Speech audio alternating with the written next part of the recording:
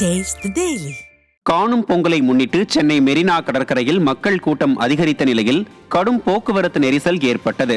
சென்னை வாலாஜா சாலை, காமராஜர் சாலை உள்ளிட்ட பகுதிகளில் போக்குவரத்து மாற்றம் செய்யப்பட்டிருந்த நிலையில் கடும் போக்குவரத்து நெரிசல் ஏற்பட்டது.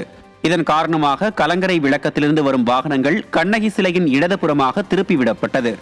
இருப்பினும் போக்குவரத்து நெரிசல் காரணமாக வாகனங்கள் மிகுந்த சிரமத்துடன் நகரும் நிலை ஏற்பட்டதோடு சாலைகளை கடக்கும் மக்களின் பாதுகாப்பும் கேள்விக்குறியானது. இந்நிலையில் கடும் போக்குவரத்து நெரிசலால் வாகன ஓட்டிகளில் பலர் எங்கு செல்வதென்று தெரியாமல் சிக்கி தவிக்கும் நிலையும் ஏற்பட்டது.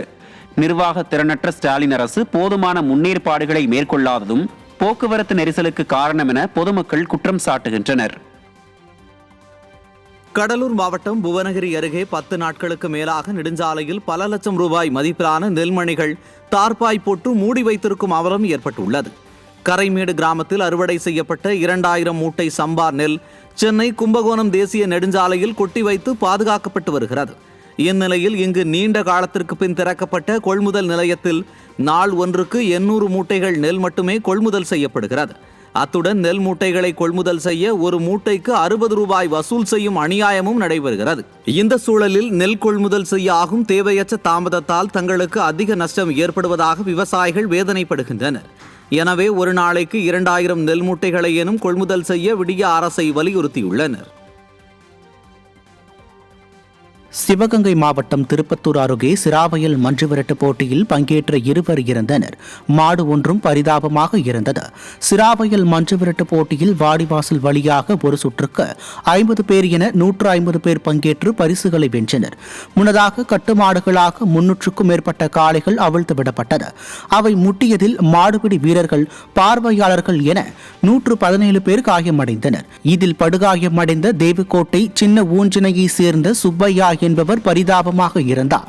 மேலும் 2 படுகாயமடைந்து ஆபத்தான நிலையில் சிகிச்சை பெற்று வருகின்றனர்.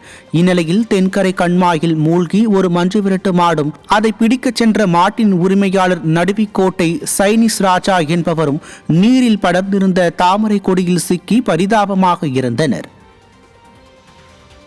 இலங்கையில் இருந்து மதுரை வந்த ஸ்ரீலங்கன் ஏர்லைன்ஸ் விமானத்தில் 950 கிராம் எடையுள்ள கடத்தல் தங்கம் பிடிபட்டது.